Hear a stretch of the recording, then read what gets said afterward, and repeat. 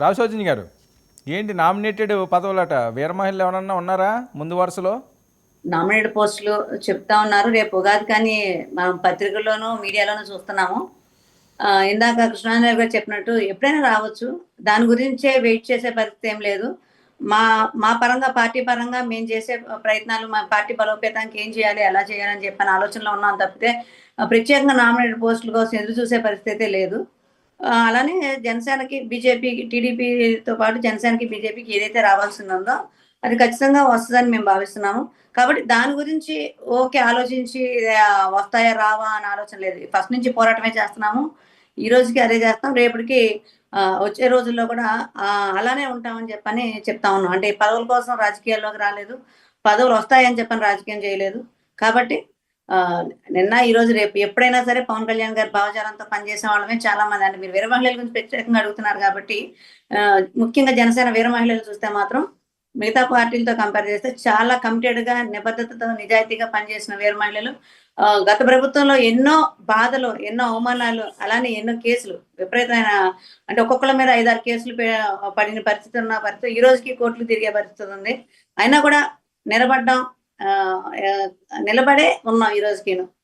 అదొక్కటే సంతోషం. ఈ పదవులు వస్తాయా రావా అనేది అది తర్వాత అంశం. కానీ పార్టీ కోసం ఈ రోజుకి నిలబడి ఉన్నాం అనేది ఒక ఆనందం అయితే ఖచ్చితంగా ఉంది. కాదండి, సౌజన్య గారు ఒక్క విషయం. ఈ రాజకీయ నాయకులు లేకపోతే ఈ పొలిటీషియన్స్గా మారాలనుకున్న వాళ్ళకి ఏమైనా ప్రత్యేక యూనివర్సిటీ అయినా ఉంటుందా?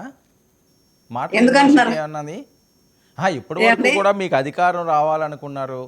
ఒక సామాన్యమైన దగ్గర నుంచి ఒక ఉన్నత పదవిలో లేకపోతే ఉన్నతమైన శాఖలు రావాలనో లేకపోతే ఒక లీడర్గా ఎదగాలన్నది ఆశగా ఉన్నారు. ఇప్పుడు తీరా అధికారం వచ్చిన తర్వాత మేమేమో అధికారం కోసం రాలేదు, మేము జెండాలు ఆ రోజు మోసాము ఈ రోజు మోసాము, ఆ విధంగానే మేము ముందుకు సాగుతాం, మేము దాని మీద ఆశలు లేవు అంటారు. అవునండి, ఖచ్చితంగా. ఉమ్. అధికారం మీద ఆశలే. మన పని మనం నిజాయితీగా చేసుకెళ్తే పదవులు ఆటోమేటిక్ గా అయ్యే వస్తా ఉంటాయి. అధ్యక్షుల వారి ఆలోచన విధానం అదే. అధ్యక్షుల వారిని ఆచరిస్తాం కాబట్టి మా ఆలోచన విధానం కూడా అదే. పదవుల కోసం ఏ రోజు పరిగెత్తాలని కాదు, మన పని మనం నిజాయితీగా చేసుకొని వెళ్తే ఖచ్చితంగా పదవులు మన వెనకాల వస్తాయని చెప్పని ఫస్ట్ నుంచి అధ్యక్షుల వారు చెప్పిన మాటే అది. అదే మేము ఫాలో అవుతా ఈ రోజుకి కష్టపడతానే వస్తున్నాము. ఖచ్చితంగా పార్టీ ఏదైతే పర్సంటేజ్ ఉందో దాంట్లో సీనియారిటీ అవ్వచ్చు, లేదంటే పోరాటం చేసిన పరిస్థితి అవ్వచ్చు, 5 సంవత్సరాల్లో ఈ వైఎస్ఆర్సీపీ ప్రభుత్వాన్ని ఎదుర్కొన్న పరిస్థితులు అవ్వచ్చు, ఇవన్నీ పరిగణలో తీసుకుంటారు. ఇవన్నీ తీసుకొని ఖచ్చితంగా పార్టీ చేయాల్సింది చేస్తారు. దాంట్లో అసలు ఎక్కడా కూడా అంటే మనకు అన్యాయం జరుగుద్దా, న్యాయం జరిగిద్దా, ఇవన్నీ ఆలోచన లేదండి. కేవలం మనం నిబద్ధతగా ఉండాలి, అధ్యక్షుల వారి ఆలోచన విధానానికి, అధ్యక్షుల వారి భావజాలానికి కట్టుబడి ఉండాలనేది మాత్రమే జనసేన వీర మహిళ, ముఖ్యంగా జనసేన వీర మహిళలకు ఉంటుంది. బోరుగడ్డ జైల్లో లేడట, తెలిసిందా?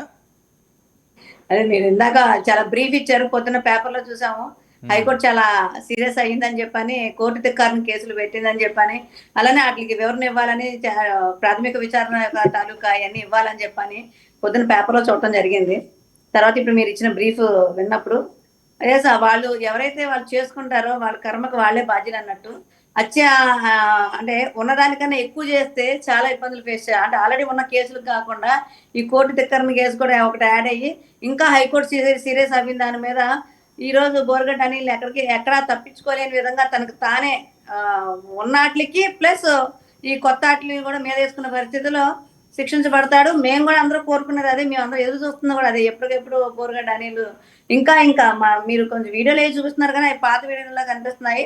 కానీ ఇంకా ఇంకా పనిష్బుల్ అవుతాడు. ఎందుకంటే తను తీసిన గోతులో తనే పడతాడు అన్నట్టు ఈ ఎవరైతే సలహాలు ఇస్తున్నారో అతనికి, మరి ఆ సలహాలు ఇచ్చేవాళ్ళే తనని ఇంకా తీవ్రమైన శిక్షకి అర్హులు చేసేటట్టుగా చూస్తున్నారా ఏంటో అన్నట్టు అనిపిస్తుంది. కాబట్టి మాకు కావాల్సింది కూడా అదే.